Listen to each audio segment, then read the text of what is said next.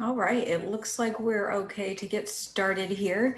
Hi, everybody, and welcome to our Facebook Live Ask Me Anything event featuring our current students from the University of Chicago's Master of Science in Molecular Engineering program. My name is Kelsey Diaz, and I'm the Assistant Director of Enrollment Management for the MSME program, and I am pleased to be your host today. We're joined today by three MSME students, Subhan, Johan, and Sonia. So thank you all for joining us today. Tonight, you'll have a chance to ask our current students any questions that you may have. I do want to note that the MSME students will do their best to get to every question about the student experience, but if we do end up missing your question, you can go ahead and email us at applypmemasters@uchicago.edu. Now, as we begin, I'd like to invite our MSME students to tell us a bit about themselves. So Sonia, Johan, and Subhan, would you please introduce yourselves and share a bit about your academic and professional background, and then how far you are into the MSME program? In any order you'd like. I can start.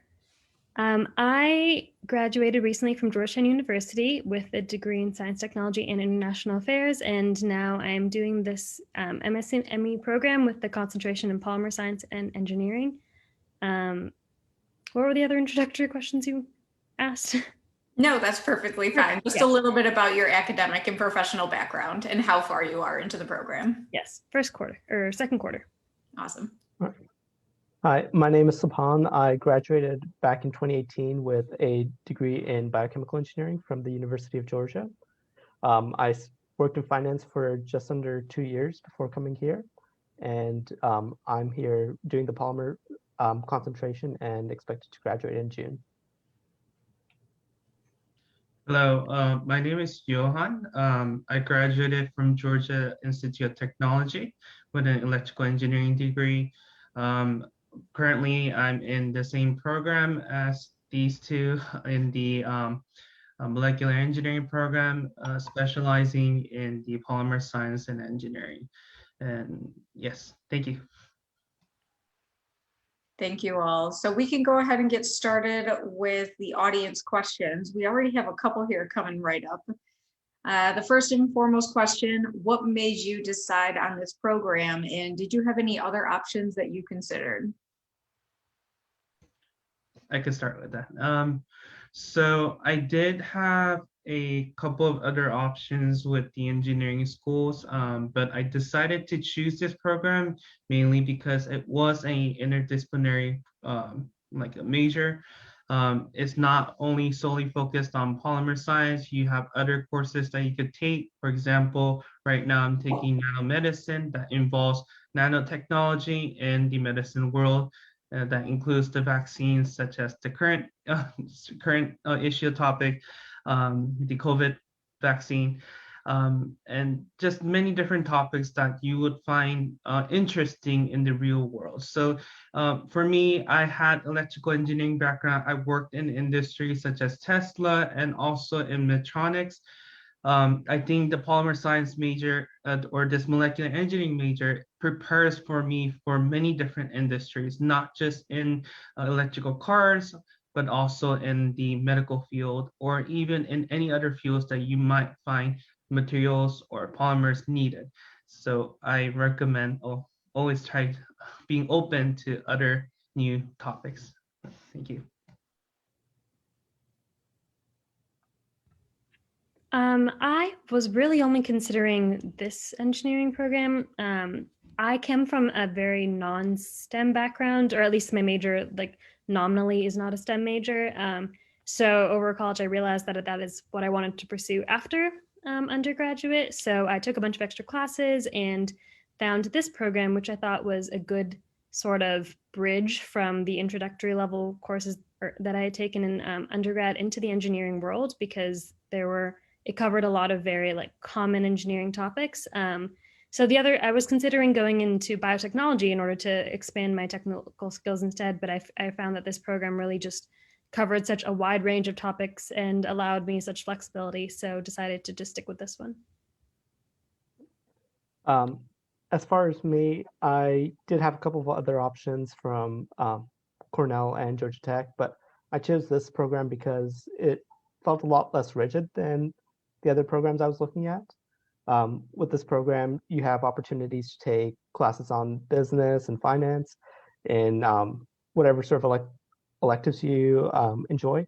So even though my concentration is in polymers, I've taken a lot of courses on stem cell biology and sort of the biotech focus that I like. And I think this prepares me to sort of transition into a career more in that biotech startup field, better than the other programs I was looking at. Awesome. Thank you, everybody. We have another question here right away. What has been your biggest hurdle during the program and how did you overcome it? I can start. So for me, probably the biggest hurdle was I was out of college for 2 years before I came here. I was working in finance. I didn't remember a lot of the engineering that I learned because I wasn't using it on a day-to-day basis. So coming here, stepping into all these difficult engineering classes like transport and polymer synthesis, I had to quickly go back and learn a lot of the math and chemistry that I'd forgotten.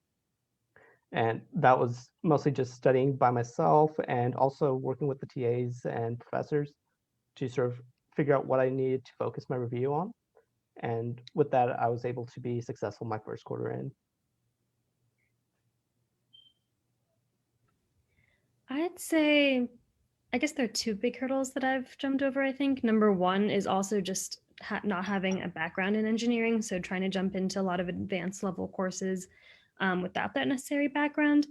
But I've honestly found it very doable. The professors and the TAs were always willing to help, and it was great to have a cohort of master students that work together on a daily basis to just try and learn all the information and complete all the projects that we need to.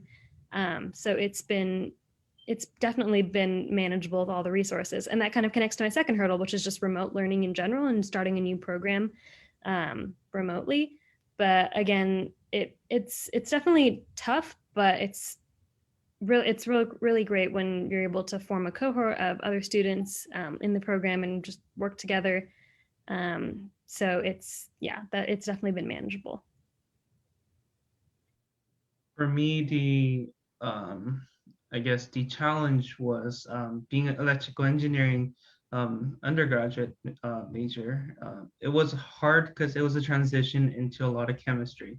And to be honest, I do not like chemistry. But it was a interesting experience because learning those topics may have been very difficult, but then I think like for me being an engineer, I was always struggling. Should I go into grad school? Should I pursue a master's degree? Like engineer, you could go out into industry, build up that experience, and then you could go still far with that. But I think the purpose behind a master's degree would offer you a chance to be taught how to think differently from a lot of the people. And if I would say an undergraduate degree is more like learning how to study or to effectively plan things or to effectively like work as a team, then I would say master's degree would be how would you tackle a problem? How would you think as a master's student or a graduate student? And I think that's what industry finds very useful. And I feel this program does a great job in training you how to work as a people, but also how to think as a graduate level student or engineer. So that's why I decided to pursue on, despite that difficulty of having chemistry on the line, which I would not like, but then it is generally something that it helped me mature in a lot of my thoughts. It's a great answer. Thank you. And I do want to circle back a little bit to what Sonia was mentioning earlier. Not everybody in the molecular engineering program has a bachelor's degree in engineering. So Johan was describing how interdisciplinary the program is. And, there are options for individuals other than from engineering degrees. All right, our next question is for Subhan. especially. You touched a little bit on this, but how were your relationships with your instructors? And are instructors there for extra support if needed? Oh, absolutely. I haven't had any bad instructors here. All the instructors I've had have gone above and beyond to help me out. Outside of their regular office hours, both the TAs and the instructors, if you email them, are willing to meet with you, talk to you one-on-one on any of the material, and even just to discuss their research, see what else they're doing. So I've definitely had a good time meeting all the professors here. Thank you. Yeah. Okay, we're back to another general question. Do students interact with each other outside of the classroom? And what are some fun ways that allow you to stay connected with your fellow classmates since going remote or starting remote in your case? I could start. I think it is difficult to introduce yourself being a part, and it's very difficult to be like, oh, hi, like, and generally you would need, I would say there has to be one person, at least in the class, that would reach out, and I wish that it could be you. Don't be afraid to reach out to your fellow students, email them, use your UChicago's email, and just be like, hi, my major's this, and I study this, but I'd like to study with you on a certain topic. And then that's how we form a Facebook group or a Facebook Messenger group. And we just call it, like for us, we called it the PME survival group, just because we want to get through this together, right? So these group chats, and also we had other apps that we keep, like we had so many groups and so many other chats like Slack, and I think there's a few more, but I can't remember at the moment. But then definitely social media has been a help, and mental, like it helps us be connected with not just the master students, but also with PhD students. And these PhD students has a lot of experience in these kind of courses, and they tend to give us a lot of insight. Yeah, I'll sort of piggyback off of that. A lot of the graduate students, both masters and PhD students, are sort of in the same boat. We're all online right now. It's hard to meet people. So if you reach out to people, they typically respond back. It's pretty easy to sort of get to know them and start talking. You just have to send that first email or message.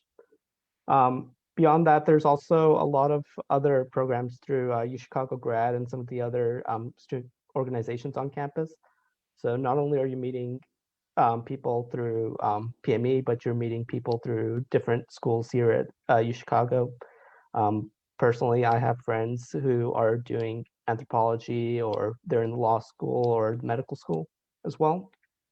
So even though everything's online right now, it's still possible to meet people, not just in your own sort of group, but through the UChicago community at large. And yeah, I would second all of that. Especially with such a small first cohort this year of master students, it's been pretty easy to form a study group, a friend group with that, and it really just comes down to just taking the initiative and trying to reach out to people. Um, and yeah, second with what everyone else said. Right. And in grad school, just from my own experience, you need that community feeling in order to get through it. And you need to know that everybody else is struggling like you are sometimes. So it helps, I'm sure. All right, next question. Oh, this is a fun one. What has been your most rigorous course, and did you enjoy it? Definitely transport phenomena. Definitely transport phenomena. Yeah, it was a lot of linear algebra that I personally never took in undergrad, but the topic itself was very interesting. The professor was interesting, and we all passed. So um, I think it was definitely the toughest class we've taken, but it was still a good class. Yeah, for me it was difficult just because I'd never seen the information at all before, and we jumped, um, we're, or just we're solving very complex situations, and I never really learned the basics before. But the professor is really great at explaining it to people of all levels. So it was definitely tough, but it's manageable. I think for all three of us, we took the thermodynamics course.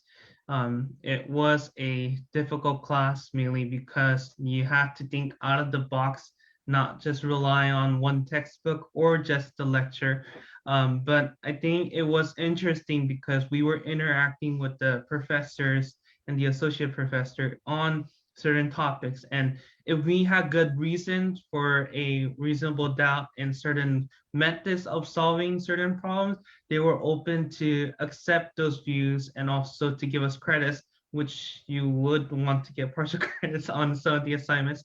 But definitely, these courses were hard, but the professor stays with you throughout the course to have you reason out how you thought through. And if your thoughts were valid and they see what you do wrong, they don't penalize you for all that wrong, but they would try to guide you through the course, and you would learn out of those guidance. So it's not just exams where you have to do well. It's not about your performance. It's rather, do you learn out of these courses? And if that's a yes, then I think that's what the professor finds it very satisfactory.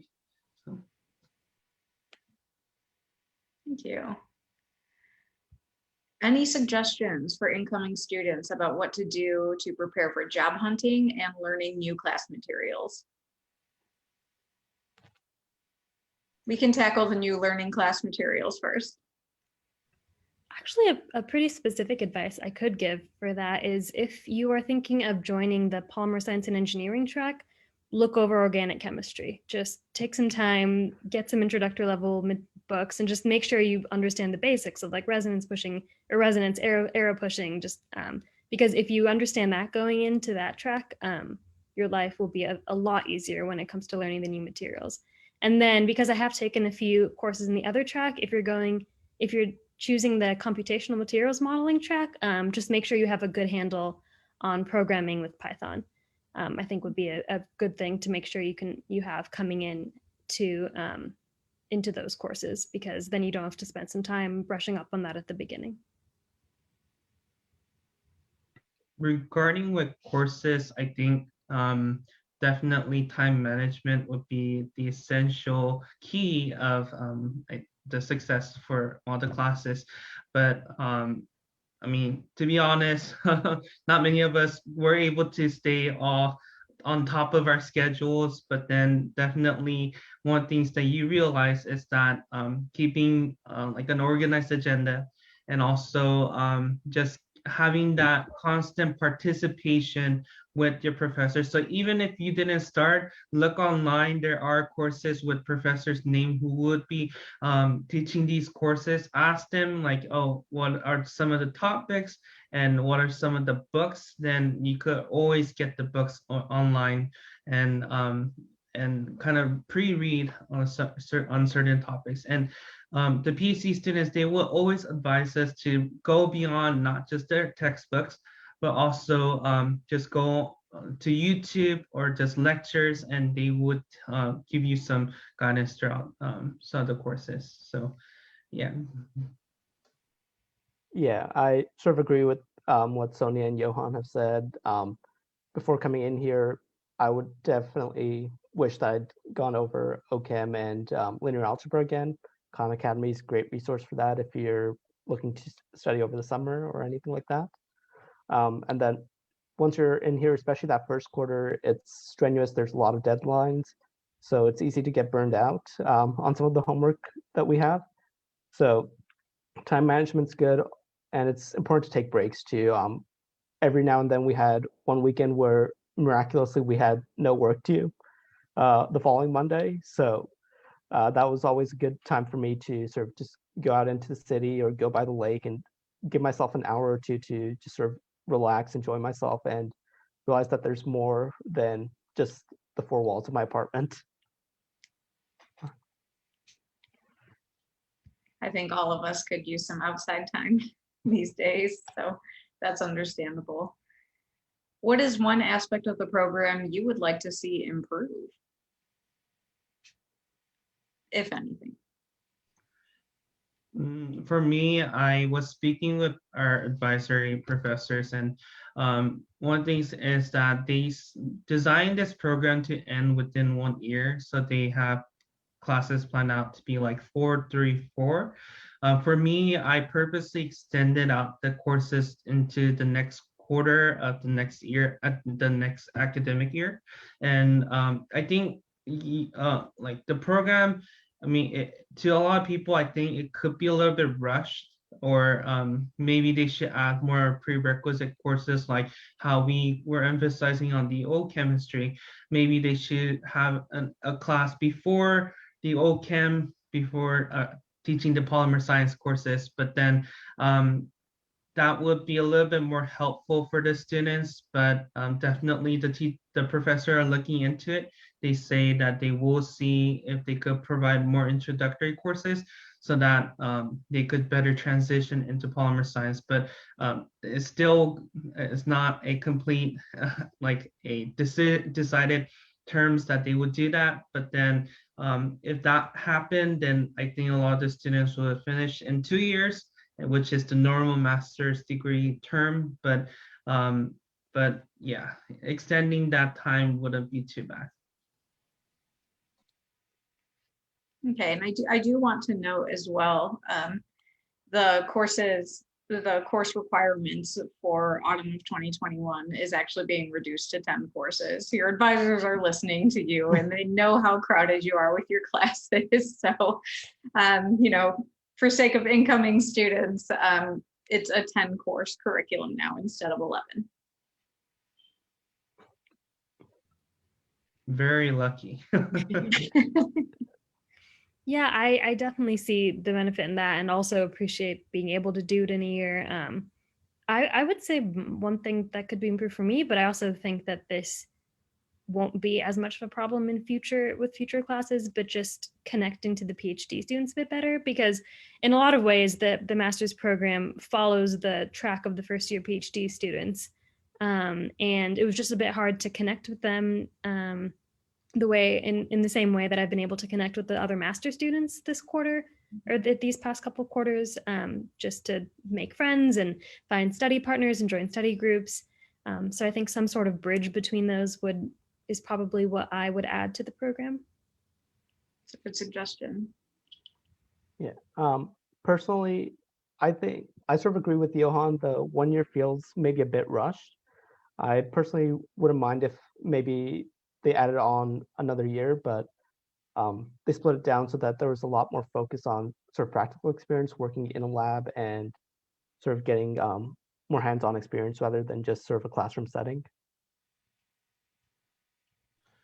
Right. So I think going back to that one other question regarding job experiences, one of the benefits I think of having that extra year gives you the summer period for us to be more eligible for internship opportunities. And internship, they always require you that you return to school in the autumn quarter in order to work as an intern, and having that intern experience before graduating would benefit a lot of the engineers, in my opinion, before graduating and going on to the work field. So just extending that has certain benefits that I find it like useful for me right now. Extending it to fall allows for me to apply to many positions where I'm currently being interviewed for internships, and this will give me a more wider experience in terms of time, and also maybe if I want to consider for PhD or just any other higher job positions. Thank you. Are we ready for the next question? Sure. Awesome. Okay. So it's safe to assume that your undergrad experiences were done in person. So this question is more based around, how has it been transitioning to remote study and virtual classes for a master's degree? And even further than that, a STEM master's degree. What is that like for you? I think one thing we're definitely losing from the remote experience is just, again, what Subhan was saying, just sort of in-person hands-on lab experience. Like we're all, I think all three of us are in a lab course right now, and it's all virtual. I do think I'm gaining additional time just to do homework and study for exams, and I think that's been definitely beneficial. I think that was definitely beneficial the first quarter, especially considering it was a lot of material, and it was four pretty difficult courses, and the extra time definitely came in handy at that point. But yeah, it's definitely been a wild ride. I ended my senior year of undergrad in remotely as well, so I kind of knew what to expect coming into it, and I think the adrenaline of a new program definitely helped me sort of hang on to that as well. And I guess it's sort of fading away now, but hopefully things will be in person soon. We're hoping. Yeah, I sort of agree. It does sort of detract on some of the experience I feel like you get from going to a regular in-person graduate school, sort of just meeting other people, interacting with them, learning about their research, and just sort of that community that's there. But I've also enjoyed it. There's some classes that, even though we do have scheduled in-person times for Zoom, I prefer to take them asynchronously. Just works better for my schedule and gives me more time to, or more flexibility really, to sort of plan for assignments that I have, tests that are coming up, and just studying anything else that I need to do as well. So I've sort of enjoyed the flexibility of the remote environment, but it's sort of a mixed bag.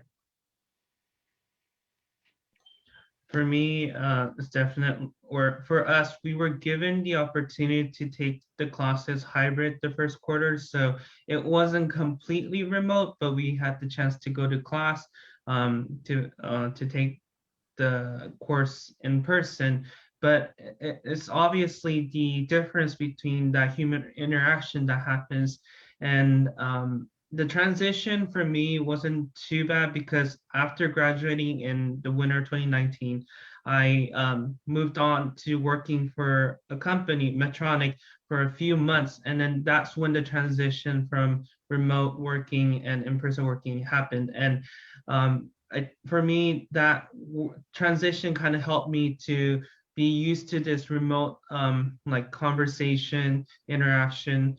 But definitely like for me, I think that I still go to school sometimes when I don't feel focused at home, because my bed's right next to my desk and I tend to lie down. So like it's a small studio, so you get very tired just being in this one room. So for me, for certain classes, I purposely go to our PME building, where they allow you to go to the study rooms to take classes, or if you want to just study there, but obviously following the COVID protocols. But definitely, I purposely try to stay on campus, or go to campus, just to feel that I'm studying, or I'm at a master's program at a great university. So that's something I try to make myself feel more tensed up, feel more proud to be at this school, and be happy, right?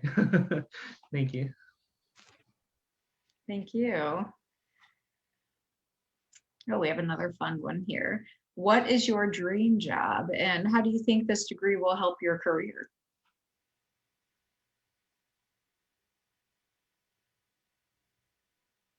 I'll start. I'm sort of hoping to go into stem cell research, hopefully in sort of a startup that's working on neurodegenerative treatments.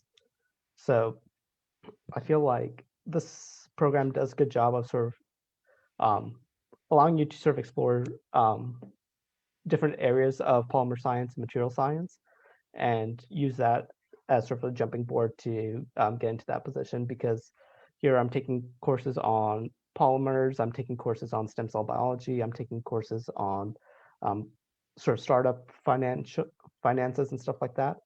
So I think makes you a very well-rounded candidate to go into sort of any sort of position at a startup and sort of extend out beyond your role once you get there as well.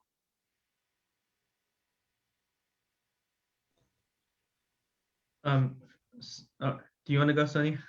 Yeah, go ahead. Okay. So for me, I do think this major kind of like, if you read, when I read the website, it says that they would design or they would train the students to become leaders in certain industries. And definitely a leadership role is where I want to go. It is my dream, or just maybe a dream, but to become like the next Elon Musk is just dream high, maybe just go second below it, right? But definitely I want to become like a team leader, or I do want to become a manager or a director of teams that will work together for a vision of the company, or a team of, or for a research team, and definitely to pursue for a higher change in people's lives. And all the companies I work for, like Tesla and also Medtronic, always have that purpose in their motto, saying transitioning people's lives into certain sustainable energy, or change. We're revolutionizing engineering into changing people's lives. And definitely, I think we're all here to do that. And this major, molecular engineering, is very special. You don't hear it often around other universities, and I think University of Chicago does a great job providing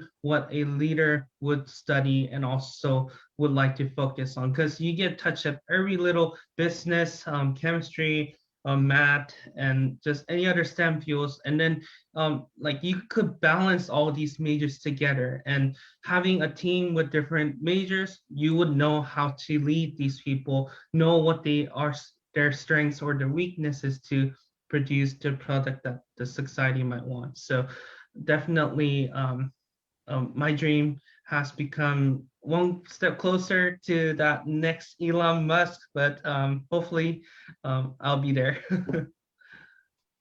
Thank you. I'd say at least very generally my dream job in as of right now is just engineer, which is something that I would not have been able to look towards prior to this program. This program very much puts me in a position to apply to positions I never would have been able to before, and also puts me in a position to maybe one day be able to apply to PhD programs if I wanted to move forward down that line. So it really helped me jump into a hard STEM engineering career. Good. We're already to our last question, guys. So our final question is, what is a piece of advice you'd like to share with incoming students that you wish someone told you as you started out in the program?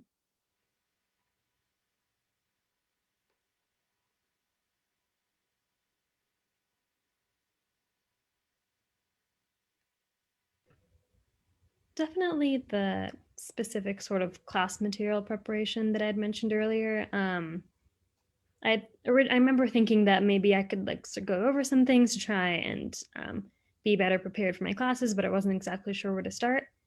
And then just in general, to make sure I reach out to students and to my other classmates, like whether they're PhD students or undergrads or master students, just like right away and as early as possible, because with everything being remote, it's very easy to form friendships. You don't have to everyone's schedules don't really have to align all the time. You can just be messaging back and forth, either about classes or the work, or just about life in general. So yeah, just to start that as soon as possible and get those social circles and study groups going. I'd say personally, just there's a lot of resources available at UChicago, and it's not something I'm used to, but really just ask for what you need. You don't really get, I came from a big sort of state school. We had classes of 300-400 people at a time. So it's different for me to sort of come here and be able to ask my professor for one-on-one help and get that when I need it, or have a dedicated counselor at the Career Center who's focus solely on our master's program and helping get us jobs, or even just asking for extensions, asking for resources from the different organizations around UChicago. So really, that was sort of the big difference for me, is I'm not used to asking for what I need, but UChicago has everything you need. You just need to sort of ask for it, and they'll help you out with whatever it is. Yeah, I totally agree with that. Ask for anything. Like definitely the extension portion, you would want, like you would be afraid to ask for that extension, but then we always have the valid reason why we want that extension, as long as it's not laziness, right? But definitely prepared to ask a lot of questions, like how Supon would say. For me, I think like just for incoming students or even people who are planning to apply for this field, is that recognize what this major means in the future. Like for the society that's depending on like maybe agriculture or like even technology, what is the next trend? Like we're going through a crisis period for COVID. People say every time we go through crisis, there is a new pandemic paradigm shift that happens in that next stage. And I believe it's going to be this molecular engineering degree. And the reason why is because people are going to rely on the materials that we are generating or people are making or developing. So it's for that people will be more healthier and that this earth will be healthier. And just recognizing or just do brief research how important this major is, and just knowing that importance will make you feel that this major is a needed one and that you are going to be that needed person in that community. And just having that inspiration, then I would believe you would succeed to do throughout this major and also in the future. And you could be the next, like I say, Elon Musk, right? But anyhow, I would say recognize the value that you are given through this program. And I think just knowing that will get you far. That was an excellent note to end on. Thank you, Johan. Well, it went by pretty fast, but that about wraps it up for our Facebook Live AMA with our MSME students. Thank you so much to our current students, Subhan, Johan, and Sonia. We really appreciate you coming out tonight. And thank you to everyone who tuned into our conversation. And I hope everyone has a good rest of their evening.